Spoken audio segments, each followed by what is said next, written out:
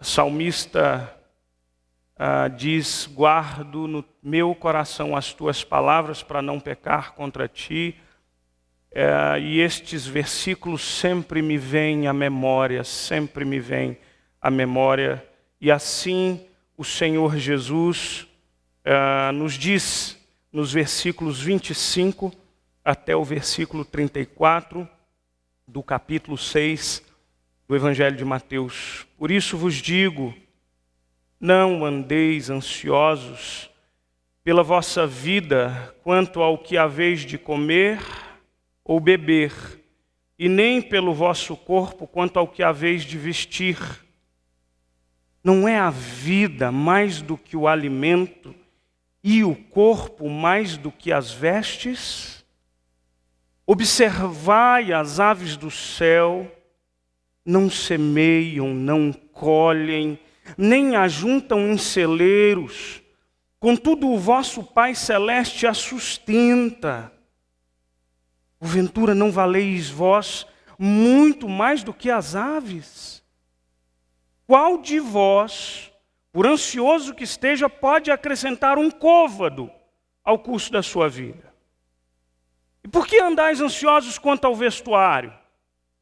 Considerai como crescem os lírios do campo. Eles não trabalham, não fiam, e eu, contudo, vos afirmo que nem Salomão, em toda a sua glória, se vestiu como qualquer deles. Ora, se Deus veste assim a erva do campo, que hoje existe e amanhã é lançada no forno, quanto mais a vós outros, homens de pequena fé. Portanto, não vos inquieteis, dizendo: que comeremos, que beberemos, ou com que nos vestiremos? Porque os gentios é que procuram todas essas coisas. Pois o vosso Pai Celeste sabe que necessitais de todas elas. Buscai, pois, em primeiro lugar o seu reino e a sua justiça, e todas essas coisas vos serão acrescentadas. Portanto, não vos inquieteis com o dia de amanhã, pois o amanhã trará os seus cuidados.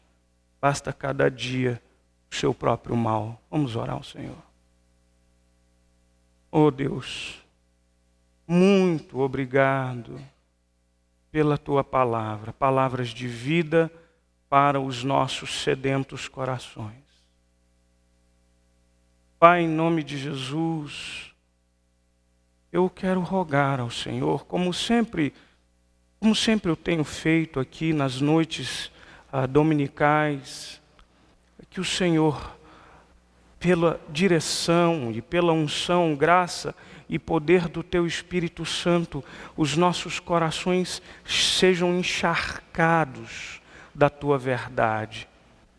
A Tua palavra é vida.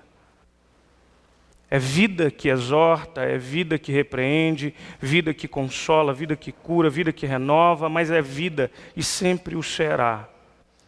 E por isso, aqui eu peço ao Senhor, que conhece os corações de cada um dos teus filhos, porque são tantos e tão diversos. Todos nós, sem exceção, temos os nossos medos, as nossas ansiedades, as nossas dores, as nossas preocupações, os nossos porquês, as nossas inquietações, as nossas angústias. Tu as conheces todas. E por isso eu peço ao Senhor, que o Senhor mesmo fale aos nossos corações. Nós oramos a Ti, em nome do Senhor Jesus Cristo. Amém e amém. Irmãos, hoje dia 31 de outubro, hoje é 31? Não, hoje é 1º. Hoje dia 1º de outubro, ontem 31. Hoje é dia 1º de novembro e ontem dia 31 de outubro. Nunca foi tão difícil eu falar uma data assim na minha vida. Então tá bom. E eu não vou mais falar que dia é hoje, para não correr o risco de errar. Nós celebramos esse fim de semana a Reforma Protestante. E dentre tantas outros legados e dentre tantas outras verdades que essa reforma resgatou a partir da palavra de Deus, eu acho que há um aspecto que eu sou muito grato a Deus por ela, porque o tempo em que a reforma protestante veio, havia uma concepção acerca da vida cristã e do mundo, uma concepção tanto quanto distorcida. A concepção de que a vida santa ou a vida com Deus, ela era desconectada da vida comum. Por isso, aqueles que queriam dedicar-se a uma vida santa, normalmente buscavam uma ordem, por assim dizer, um convento, uma ordem eclesiástica, assim como foi, por exemplo, Lutero, um monge agostiniano. E ali, separados do mundo, se buscavam uma vida pura, uma vida distanciada dos pecados desse mundo. Martinho Lutero, de uma forma especial, nos trouxe, e não só Martinho Lutero, mas todos aqueles que depois dele vieram, que solidificaram a reforma protestante, sistematizaram todo esse conhecimento bíblico, como João Calvino, mas é muito interessante nós pensarmos que se resgata a vida cristã e se aplica essa vida cristã para a vida como um todo. Talvez uma frase bem clássica de Martinho Lutero, que represente bem o que eu quero dizer, é que conta-se que um sapateiro, por exemplo, procura Martinho Lutero após a sua conversão, e ele diz para ele: doutor Martinho Lutero, eu me encontrei com Deus, eu fui alcançado por Cristo, e eu quero dedicar a minha vida a Ele, e eu quero saber como eu faço. Eu vou para uma ordem eclesiástica, para um convento, uma ordem eclesiástica, e Martinho Lutero dá uma resposta fantástica a ele, dizendo: olha, você quer servir a Deus e quer glorificar a Deus na sua vida, fabrique bons sapatos e os venda por um preço justo. E eu achei isso fantástico, porque Martinho Lutero ali aplicava a concepção de que o evangelho que nos transforma de dentro para fora, ele deve ser vivido e ele deve ser aplicado na nossa vida em todos os seus aspectos e em todas as suas implicações. Quando nós, por exemplo, estudamos a epístola de Paulo aos Efésios, Paulo diz isso repetidas vezes: nós que fomos alcançados pela graça, salvos por essa graça, fomos chamados para viver o que o apóstolo Paulo chama de o modo digno para o evangelho do qual foste chamados. A vida cristã nos transforma e nos traz uma nova perspectiva de vida. E com essa nova vida em Cristo, o apóstolo Paulo, por exemplo, lá em Efésios, ele usa aspectos muito práticos. Ele dizia: quem roubava não roube mais, quem mentia não minta mais, não saia da vossa boca nenhuma palavra torpe, despojai-vos do velho homem, revesti-vos do novo homem. O que Paulo está dizendo é que essa transformação que nos foi produzida de dentro para fora, ela precisa ser aplicada na nossa vida cotidiana. O evangelho que nos transforma e a vida cristã, ela precisa ser aplicada em todos os seus aspectos. Quando Jesus trata do assunto, e esse é o tema de Jesus, e é sobre isso que eu quero falar essa noite, sobre as ansiedades da vida. Jesus traz esse assunto à tona, porque Jesus entendia que a perspectiva da nossa vida cristã, ela precisa ser aplicada para todos os aspectos. Falar de ansiedade, eu comentei isso hoje de manhã um pouquinho, falar de ansiedade para mim é um grande desafio, porque eu reconheço que a minha vida sempre foi muito marcada pela ansiedade. E preste atenção, esse é um mea-culpa, eu não faço isso com orgulho nenhum. É algo contra o qual eu lutei muitos anos na minha vida. Hoje eu louvo a Deus, não que eu não seja mais atacado por rompantes de ansiedade, mas hoje eu vivo uma vida muito mais descansada no Senhor, eu posso dizer que sim. Mas eu sempre dizia que eu era um ansioso, confesso, porém relutante. E você sabe o que é ansiedade? Eu jamais me esqueci de uma definição de Rubem Alves. Ele dizia que a ansiedade é você sofrer pelos golpes que a vida ainda não te desferiu. É você antecipar os possíveis ou as possíveis adversidades que podem desapontar no seu futuro. É você viver o hoje, o que o amanhã ainda não te trouxe. É você sofrer por esses golpes que ainda não aconteceram. A ansiedade, ela é terrível, porque ela potencializa o medo, ela dobra o seu sofrimento, porque acontece de você sofrer o hoje, aquilo que você deveria sofrer tão somente amanhã. E às vezes você sofre inutilmente hoje, porque amanhã o medo que você tinha do sofrimento de amanhã, às vezes nem acontece.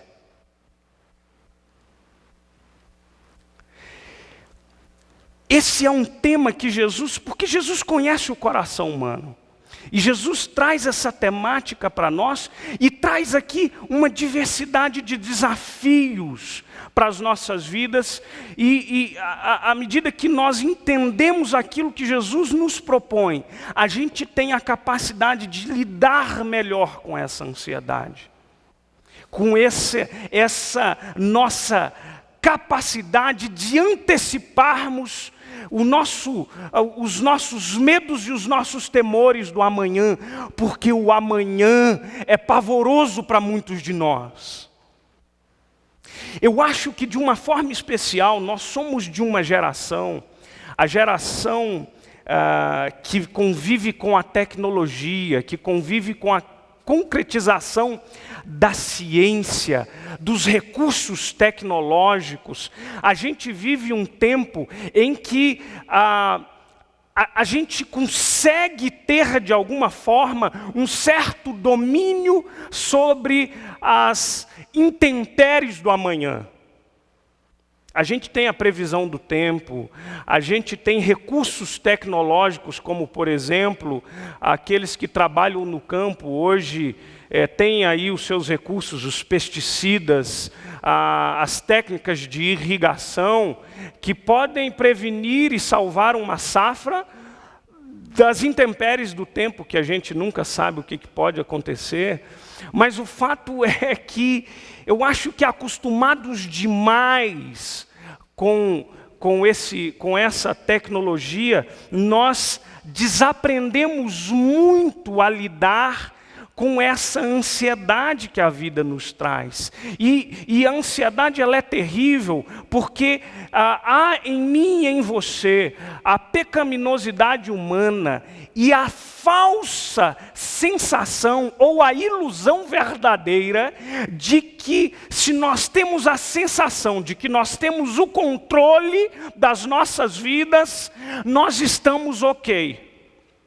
Eu percebo, e no convívio, e na lide, e no trato com outras pessoas, o quanto que as pessoas sofrem e adoecem e se desestabilizam quando lidam com ações inesperadas, quando nós temos a sensação de que aquilo que outrora estava sob o nosso controle, a gente começa a perder esse controle, aí o nosso coração palpita, as nossas emoções tomam conta de nós e nos dominam os nossos medos, e a ansiedade então potencializa os nossos medos de forma que nós os olhamos com lente de aumento, e aquilo que outrora se configurava como uma mera possibilidade de uma adversidade futura, a ansiedade nos faz olhá-la como o potencial gigantesco perigo que nos amedronta hoje e agora.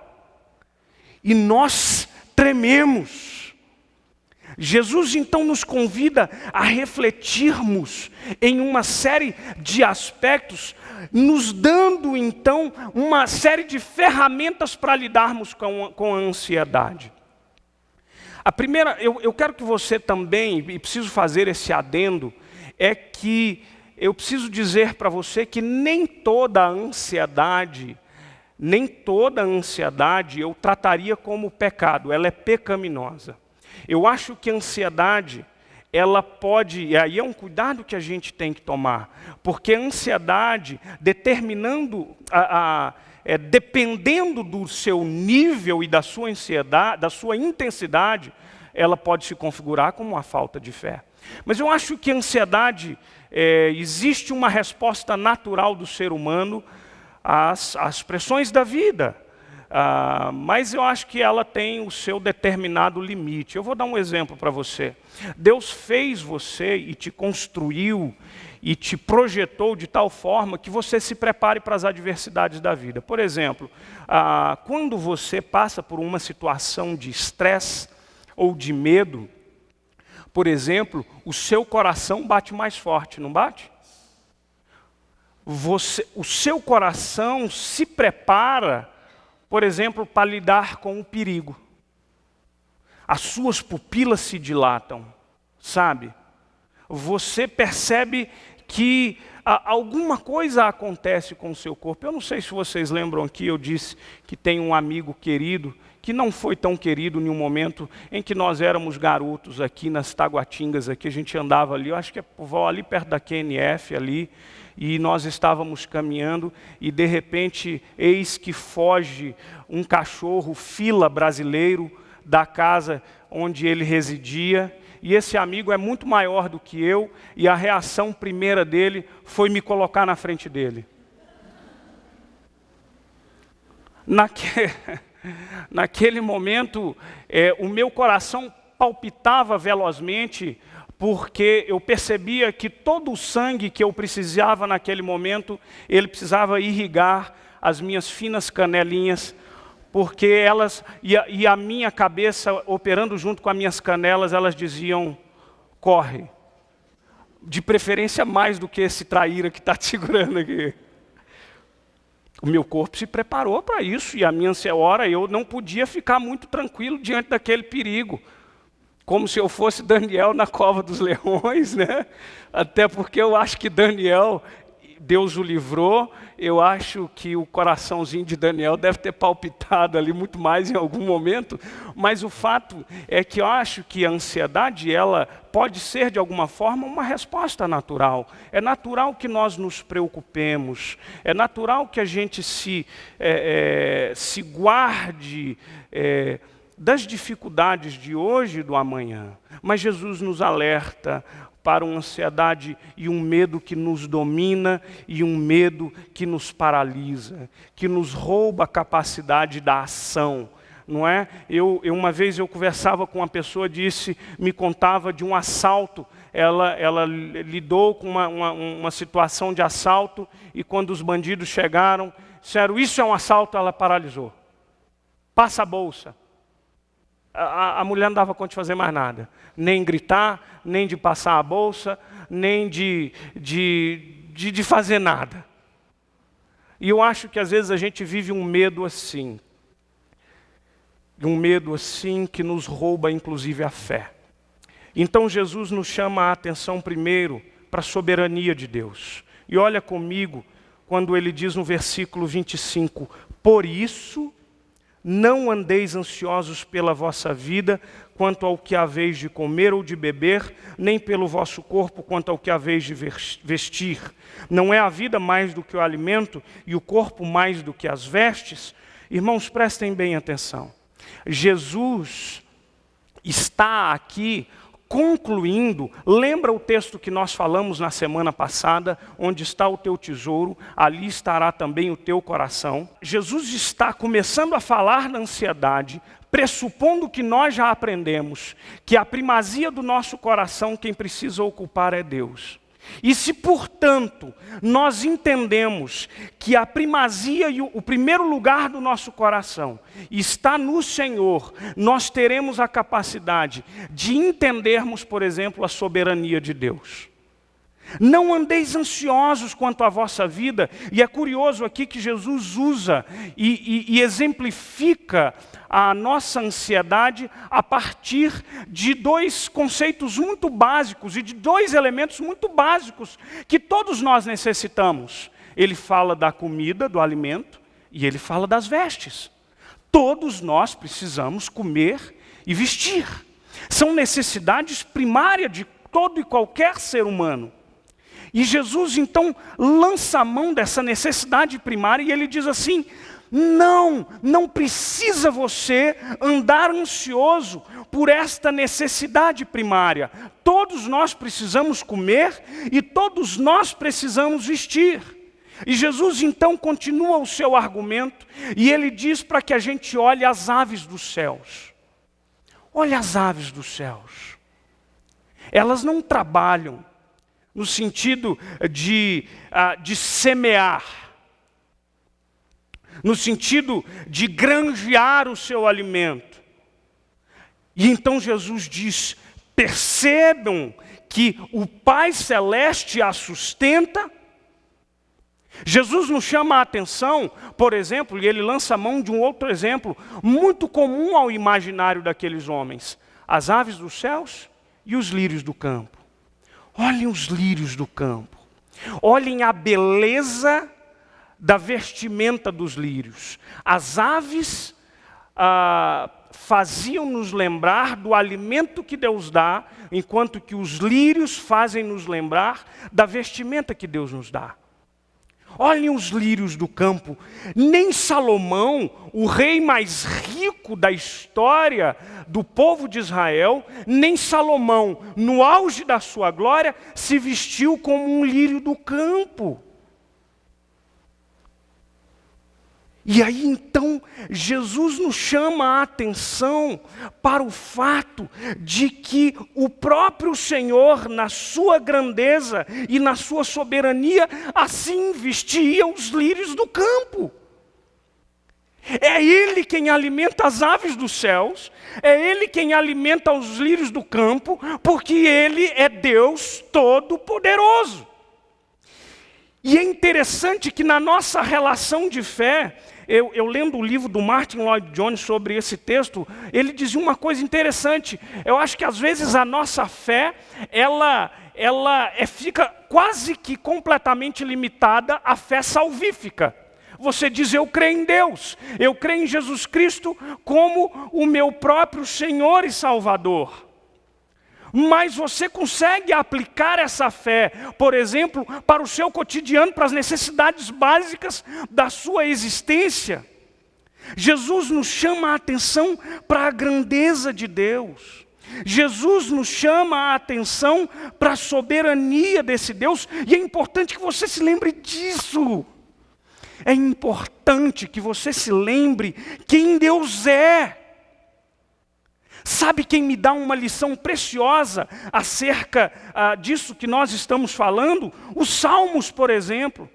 Como os cânticos de romagem, quando aquele povo, com a sua história de dor, de luta, de vitórias e de derrotas, eles diziam, por exemplo, no Salmo 121, eleva os olhos para os montes, de onde me virá o socorro? O meu socorro vem do Senhor. E então o povo, em uníssono, completava: como quem respondia: quem é o meu Senhor? E diziam ele: o meu Deus, o meu Senhor, o Senhor é aquele que fez os céus e que fez a terra. Ele é o nosso Senhor. Ele não é qualquer um. É isso que eles diziam quando eles elevavam os olhos aos céus, dizendo: de onde vem o socorro? O socorro vem do Senhor. E quem é o Senhor? Ele é quem fez os céus e a terra. Foi Ele. É importante que a gente entenda isso. Ou, por exemplo, Isaías, no capítulo 40, é um texto belíssimo, porque aquele povo, em algum momento da sua vida, eles estavam achando que Deus os havia esquecido. E eles questionavam o cuidado de Deus para com eles. E aí então Deus fala a esse povo de uma forma maravilhosa, chamando a atenção para a sua grandeza. E então Isaías se refere ao povo no diálogo com o povo, dizendo, o Senhor através de Isaías dizendo: quem da concha de sua mão mediu as águas e tomou a medida dos céus a palmos? Quem recolheu a terça parte de um efa e o pó da terra e pesou os montes em romana e os outeiros em balança de precisão? Quem guiou o Espírito do Senhor? Ou como o seu conselheiro o ensinou? Com quem ele tomou o conselho? Quem o instruiu na vereda do juízo? Quem foi? Foi você? Foi quem? Ele é Deus. Ele é Deus que toma a terra na palma das suas mãos. Ele é Deus que te criou do pó da terra e com um sopro te injetou vida. Ele é Deus que faz a terra girar. Ele é Deus que faz o sol nascer, que faz cair a chuva. Ele é Deus que cuida de mim e que cuida de você, porque aos seus amados Ele os dá enquanto dormem. Ele é Deus. E Ele é soberano sobre tudo e sobre todas as coisas. E o apóstolo Paulo, quando refletia acerca da soberania e do projeto salvífico de Deus, ele explode em louvor, dizendo: ó profundidade da riqueza, tanto da sabedoria e do conhecimento de Deus, quem primeiro deu a ele e depois recebeu? Quem foi o seu conselheiro? Nenhum de nós. Ele é soberano.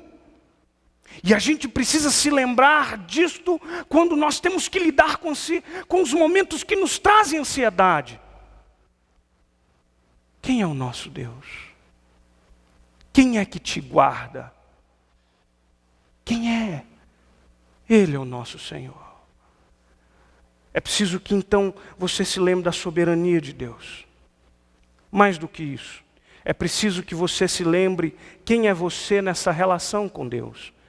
E Jesus nos chama a atenção para que nessa sua relação com Deus, você é um filho de Deus. Deus é o nosso Pai. Irmãos, Jesus já havia falado, Jesus já havia nos chamado a atenção para a graça comum. O que quer dizer isso? Quer dizer que Deus, sendo Deus, e mesmo não sendo o Pai de todos, mas sendo sim Criador de todos, Deus ainda assim derrama a sua graça e a sua bondade de forma comum a ímpios e pessoas regeneradas em Cristo Jesus. Mas aqui é preciso que você entenda que a sua relação com Deus é uma relação que te coloca em um outro patamar, em um outro nível de relação com Ele. Quando Jesus diz assim: não é você mais especial do que as aves dos céus e que os lírios do campo? Não é você mais do que uma mera fruto da criação divina? Não é você. Não é você mais importante do que isso para Deus. Você entende que na sua relação com Deus, Ele é um pai que ama. Os versículos seguintes, e nós vamos ver isso nos capítulos seguintes do Evangelho de Mateus, ainda no Sermão do Monte, quando Jesus dizia, batei, batei, abri-se-vos-á, buscai e achareis, e Jesus falando acerca da oração, Ele diz assim, olha, se um homem mau é capaz de dar boas dádivas, quanto mais o Senhor aos seus filhos. Ele é Deus e ele é mais do que isso na nossa relação. Ele é Deus que é Pai. E é por isso que Jesus nos lembra, lá na oração dominical, nos ensina a orar, Pai nosso que estás nos céus. Ele é Pai que está lá, mas Ele é Pai que habita em nós. O apóstolo Paulo, em Romanos, diz que nós fomos recebidos como filho, o Espírito, o qual nos foi dado, nos habilita a o chamarmos de Abba, Pai. Ele é Deus e Ele é Pai. E porque Ele é Pai, Ele sabe muito bem das nossas necessidades. Mas presta atenção numa coisa. Deus não é pai como muitos pais de hoje em dia. A paternidade de Deus é perfeita. E Deus é perfeito na sua paternidade quando, por exemplo, Ele sabe exatamente aquilo que nós precisamos. E Ele é Pai que ama, que cuida, que supre, mas Ele é Pai que exorta, que repreende, que pune. Ele é Pai. Ele é Pai. E na nossa relação com Deus, a gente precisa entender uma coisa. Sejamos nós, ou passemos nós por momentos difíceis, ou momentos de bonança, Ele sempre será o nosso Pai. Ele sempre cuidará de nós da melhor forma possível. E esse é um grande desafio para nós, sabe por quê? Porque em meio à adversidade, o nosso coração e a nossa fé se apequena e titubeia. E a gente começa a achar que Deus não é tão Pai assim. É interessante que quando Jesus estava ali dormindo no barco e com os discípulos, um grande vento acomete aquele barco a ponto de derrubar e naufragar aquele barco. E os discípulos, desesperados, chegam a Jesus dizendo, mestre, não te importa que pereçamos? Não te importa que naufraguemos? A sensação que eu tenho aqui, quantas vezes eu já não fiz essa oração dizendo, Senhor, parece-me que o Senhor não está vendo. Parece-me que o Senhor talvez não tenha olhado para mim ainda, porque a minha dor, por causa da sua dor, por causa de momentos difíceis, o meu coração chega a perguntar, esquecestes de mim? És Pai? Sim, Ele é. Sim, Ele é. Ele é Pai. Ele é um Pai muitíssimo amoroso. E ainda silente sempre está ao meu lado. E me protege. E me guarda. Eu lembro que quando as meninas estavam ainda pequenininhas, a primeira vez que elas brincaram com aquele... não sei como é o nome daquele trequinho que você vai de bracinho em bracinho, uma escadinha pendurada. Como é que chama aquilo? A gente chamava de monkey bar. Como chama aquilo, gente? Me ajuda. É um brinquedinho, de mão em mão, você vai passando de um para o outro. Você lembra como é o nome daquilo? Ninguém lembra, ninguém brincou disso. Ninguém, mas vocês sabem do que eu estou falando? Então é o que importa. Então vamos lá. E aí, a gente pai, a gente tem uma preocupação, assim, porque às vezes os filhos, eles pregam uns sustos na gente. Eu lembro uma vez que a Beatriz, por exemplo, caiu e meteu a testa na quina de um rack e a testinha dela ficou tipo uma quina assim. né? E nós somos relativamente bem tranquilos com isso e tal, mas quando a Dani viu a testa da menina em formato de hack, ela falou, amor! E a gente que é pai falou assim, e eu pensei, meu Deus do céu, eu nunca vi uma impressão digital ficar tão bem gravadinha na testa de uma criança. Mas daqui a pouco, cabeça de criança, gente, foi feita para bater no chão mesmo, porque aquela testinha foi voltando ao normal. E na verdade o que estava virado para dentro, depois virou para fora, né? Porque nasceu um belo de um galinho. Então quando as meninas começaram a andar ali naquela barrinha lá, eu sempre, eu quero ser um bom pai. E então eu não queria eu não queria andar por elas ali, mas eu ficava assim. Eu estou aqui. Se for cair, eu seguro. Mas eu não quero criar filho medroso. Então vamos lá. Pai, será que eu dou conta? Vai dar conta, filha.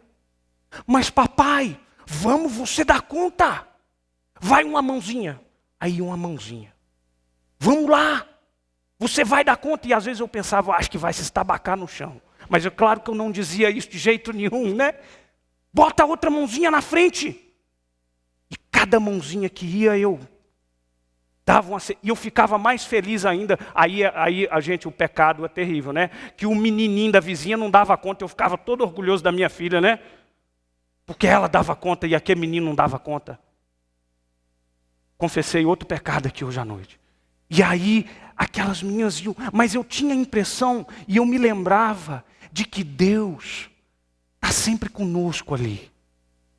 Se cair, Ele estende a mão. Mas não é aquele Deus que fica nos paparicando, nos dando tudo aquilo que o nosso coraçãozinho mimado fica pedindo para Ele, porque Ele sabe exatamente o que a gente precisa e o que a gente não precisa, porque quando Ele olha para você, Ele olha para você desejando ver em você a estatura do Filho de Deus, Cristo Jesus. E Ele diz assim, e olhando para você, as intempéries da vida, as dificuldades, Ele como Pai está ali, mas te lapidando, te tratando, para que você torne cada dia um filho melhor, um filho de Deus. Mas Ele é Pai que jamais abandona, Ele é Pai que jamais se distancia de nós. Jesus nos chama a atenção para uma outra questão. Jesus nos chama a atenção para a inutilidade da ansiedade. Você já parou para pensar o quanto que a ansiedade ela é inútil? Olha o que Jesus, por exemplo, nos diz aí, quando assim o Senhor nos orienta, no versículo 27. Qual de vós, por ansioso que esteja, pode acrescentar um côvado ao curso da sua vida? Um côvado é uma medida de cerca de 45 centímetros. Olha aqui para mim. Quem é que pode me garantir, com total e absoluta certeza, de que você vai sair daqui da igreja e vai chegar na sua casa bem seguro? Quem é que pode me garantir que próximo domingo eu e você estaremos todos aqui? Aliás, Tiago exorta o seu povo dizendo, cuidado, vocês que dizem faremos isso e faremos aquilo. O correto é dizer, se Deus quiser. Porque a nossa vida, irmãos, é como um sopro. E como um sopro que passa e rapidamente passa. Por isso que a casa do luto sempre nos traz lições preciosas. Porque diante da morte é inevitável nós não refletirmos acerca da brevidade da vida. Nós olhamos para a vida e pensamos, meu Deus, como pode passar tão rápido? E Jesus diz acerca da inutilidade da ansiedade, porque por mais ansioso que você esteja, você não pode garantir que a sua vida aumentará um palmo no seu curso para você. Por que a ansiedade também é inútil? Porque às vezes a gente passa a sofrer hoje um problema que a gente só deveria sofrer amanhã. Eu nunca me esqueço daquela história que o sujeito estava dirigindo o carro e no meio de uma região muito baldia, ele fura o pneu. Quando ele vai perceber, ele estava sem a chave, né, de roda do carro. Ele diz, puxa vida, e agora? Mas ele era um cara desse, não tem aquelas pessoas muito cismadas, né? Tem gente muito cismada, muito sistemático. E aí ele pensou, e ele viu uma casinha longe. Ele falou, rapaz, eu vou lá naquela casa lá, mas eu vou pedir emprestado uma chave de roda. Mas eu não gosto de pedir nada emprestado. Eu não gosto. Eu sempre carrego tudo comigo, porque eu não gosto de pedir nada emprestado. Mas ele foi. Mas sei que à medida que ele ia, ele ficava pensando, rapaz, se esse camarada me negar essa chave de roda, eu vou ficar muito bravo. E se eu chegar lá e essa pessoa dizer assim, não te empresto, não te conheço, eu vou ficar muito chateado. E aquele cara foi ali, enquanto caminhava em direção à casa, foi remoendo aquele negócio. Eu sei que ele bate na porta quando aquela pessoa abre a porta e diz assim, pois não? Ele falou, vai para o inferno também, que eu não quero essa chave. Você sabe que eu acho que a gente às vezes faz assim? A gente antecipa um negócio que nunca nos aconteceu. Nunca. E Jesus nos ensina, olha o versículo 34, que coisa maravilhosa.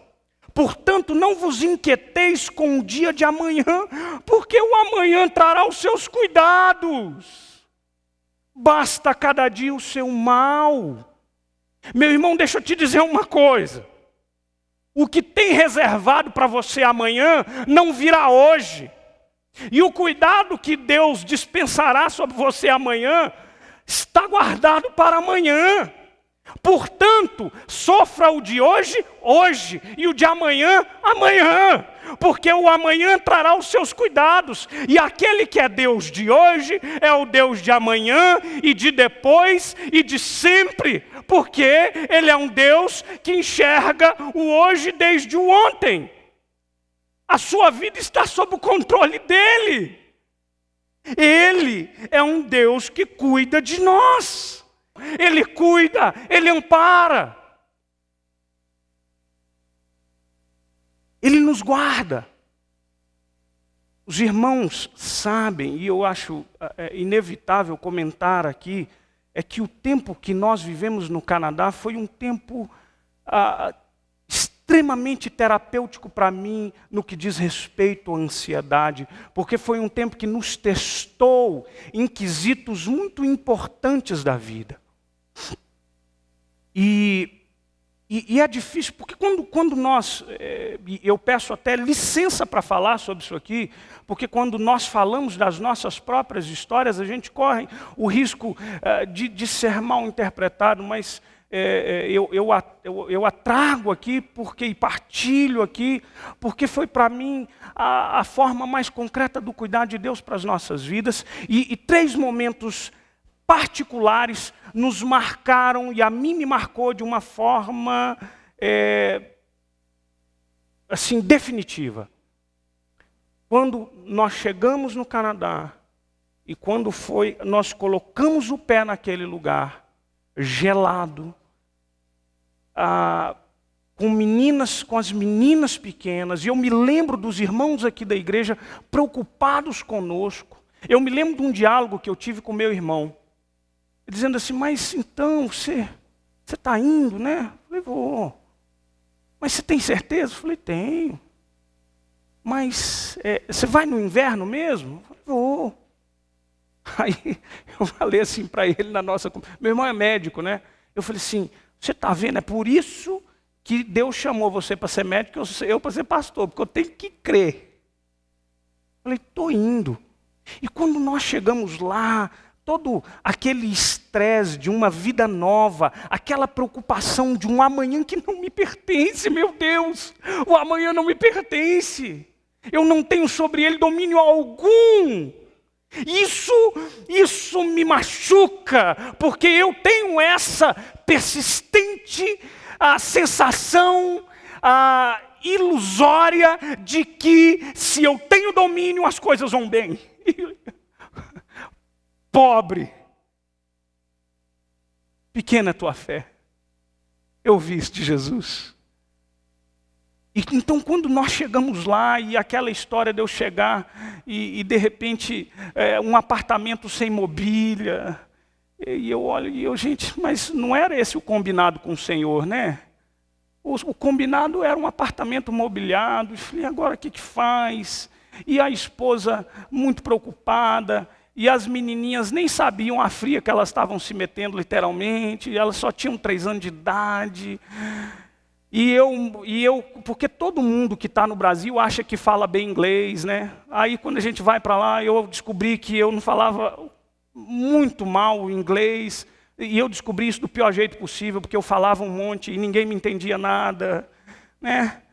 E de repente a gente vai, e daqui a pouco chega uma família da Costa Rica, um cara que eu nunca tinha visto na minha vida, trazendo algumas coisinhas para nós, uns miojinhos, uns cobertores, uns talheres. E ok, daqui a pouco trouxeram para nós uns colchões. No outro dia foi uma experiência muito ruim, porque eu tive que ir caminhando de o apartamento onde nós estávamos até uma reunião onde eles teriam uma reunião com os estudantes estrangeiros que haviam chegado, e eu precisei fazer, foi a minha primeira caminhada traumática. Irmãos, aquele dia eu quis chorar, eu só fui impedido por menos 39 graus, que não permitiu que os canais lacrimais vazassem. Deus, não. E eu voltava para casa dizendo tudo sob controle. Confessei meu outro pecado, menti.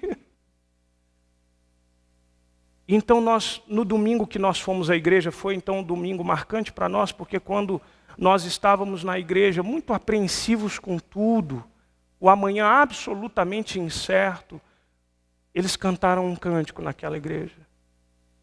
Cântico que eu só me lembro o refrão, e o cântico que dizia, Deus cuida daquele que está em necessidade. E naquele exato momento, eu abaixei a minha cabeça, a Dani estava segurando uma menina, eu nem sei quem estava no meu colo, eu abaixei, escondi o meu rosto, e eu chorei muito, dizendo, Senhor, eu sou esse homem necessitado, eu preciso do teu cuidado. E ali a gente volta para casa, depois do culto dominical, e as meninas, uns colchões que a gente tinha, os colchões eram os nossos móveis, tá, irmãos? Os colchões que a gente tinha, as meninas brincavam e riam tanto em cima daqueles colchões. E eu olhei para aquelas meninas e me lembrei das palavras de Jesus que dizia que a gente precisa se tornar como uma dessas crianças. E eu disse, Deus, elas não duvidam da comida de amanhã, elas não estão preocupadas com a temperatura. E eu olhei para aquelas meninas de 3 anos de idade e disse, eu quero crer como elas creem. Chamei a Dani e disse, vamos orar. Nós vamos orar. Aquele dia foi um marco absoluto na minha vida. Porque daquele dia em diante, meu coração descansou no Senhor, como jamais na minha vida houvera descansado antes. E um dia após outro, aquela oração, chegaram para nós mobília, comida, roupa de frio, louvado seja Deus. E do começo ao fim de 3 anos e meio, a mão do Senhor jamais se apartou de nós naquele lugar. E eu não me esqueço quando a Dani me liga do trabalho, dizendo, meu bem, e a voz trêmula, e dizendo, eu fui chamada num concurso da secretaria. E eu pensei, gente, o frio é tanto que a mulher embirutou agora, que nós estamos aqui há 3 anos e meio. Que concurso é esse, mulher? Não, eu fiz esse concurso 6 meses antes da gente vir para o Canadá. Eu disse, mas como assim? Aí o concurso tem validade de 2 anos. Aí ele estava expirando, eles prorrogaram para mais 2.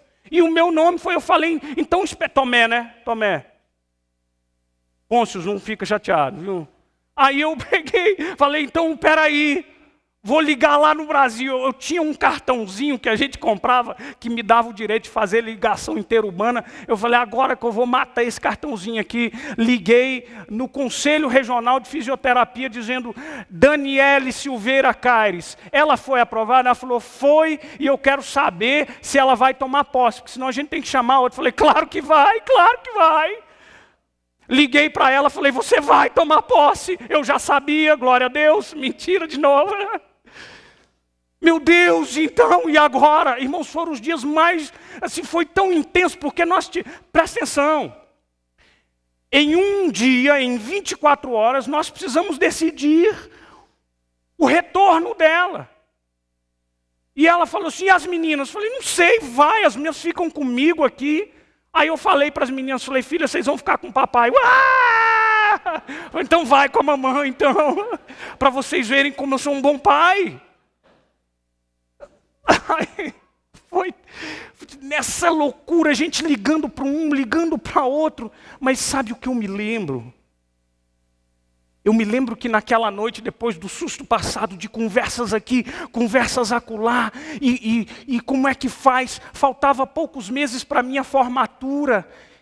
E aí, a gente à noite se deitou, e eu me lembro de muitas lágrimas derramadas e de muita frustração da Dani no que diz respeito a trabalho. Eu estudei tanto para ser fisioterapia, tanta coisa deu errada. E foi quando o nosso coração, não poucas vezes, perguntou, Senhor, o Senhor está ouvindo essa oração? O Senhor está ouvindo o clamor dessa alma? De repente, naquela noite em que nós oramos, eu pensei, sim, Ele ouviu a cada clamor que foi feito. Ele ouviu a cada oração. Eu fico pensando, enquanto eu estava lá atrás, desesperado, Deus, na sua soberania, olhando para mim e conhecendo toda a nossa história, e dizendo para mim, não ande ansioso, meu filho, porque a minha mão é sobre a sua vida. Irmãos, não andeis ansiosos de coisa alguma. Sabe por quê? Deus é soberano. Deus é nosso Pai. Ansiedade inútil. E Jesus encerra dizendo acerca das prioridades. Se você entendeu isso, o versículo 33, Jesus encerra dizendo, buscai, pois, em primeiro lugar o seu reino e a sua justiça, e todas essas coisas vos serão acrescentadas. Eu me lembro que, a gente já encerrando, mas eu me lembro de um retrato, de um cuidado de Deus nas pequeninas coisas. As minhas aulas iam começar, e a Dani já estava trabalhando, e eu dizendo, Deus, e as meninas? E agora? Como é que eu vou fazer? E aí de repente mudou para o andar de baixo da gente uma família coreana. E eles tinham 2 filhinhas. E eu pensei assim, chegou a minha babysitter. Ela não sabe não, mas ela vai cuidar das minhas meninas para mim. Mas presta atenção. Aí a gente foi averiguando e tudo. Sabe o que eu descobri? Que aquela mulher coreana, ela tinha estudado letras português lá na Coreia. Falei, o quê? Falei, Senhor, nem precisava de tanto. A mulher tinha vindo no Brasil umas 2 vezes. Obrigada, Adriano. Deus, o Senhor cuida da gente de um jeito que a gente nem espera. O Senhor mandou a babá, o Senhor mandou o Google Translator, e ela morava embaixo de mim, eu não precisava tirar as meninas lá na neve. Eu só ia para a aula, eu já mandava as meninas bater na porta da mulher. E eu ia para a minha aula. E hoje, quando eu sou tentado a me desgastar com as ansiedades da vida, eu dou uma olhada para trás. E eu penso, Deus cuida de mim. Ah, Deus cuida de mim. Deus cuida das minhas filhas. Deus cuida da minha esposa. Deus cuida de nós. E Ele sempre cuidará. E Ele cuida de você também. E por isso, buscai, pois, em primeiro lugar o reino de Deus e a sua justiça. Sabe, é como se Jesus estivesse dizendo: cuida das minhas coisas, e das tuas coisas cuido eu. Que tal você acha disso? Cuida das minhas coisas, porque de você, quem cuida sou eu. Feche os seus olhos, vamos orar ao Senhor.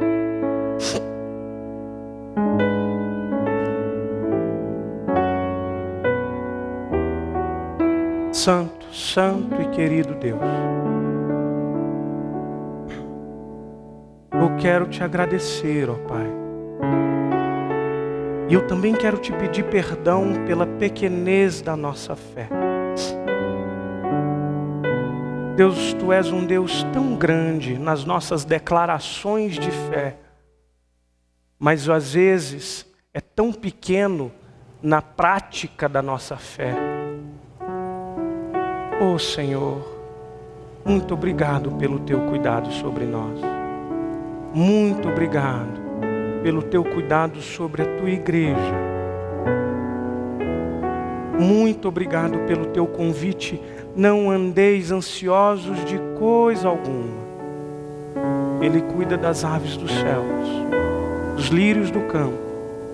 Quanto mais de você, Filho de Deus, por quem Ele entregou o sangue do Seu próprio Filho para te salvar. Quanto mais você. Obrigado por tudo, por Tua graça. Obrigado porque, ainda que pecadores, o Senhor ainda assim derrama sobre nós graça abundante, incontável, imensurável. Nós louvamos o Teu nome e te agradecemos porque tem sido por nós, em Cristo Jesus. Amém e amém. Que Deus nos abençoe, irmãos. Deus cuide da sua vida em nome de Jesus.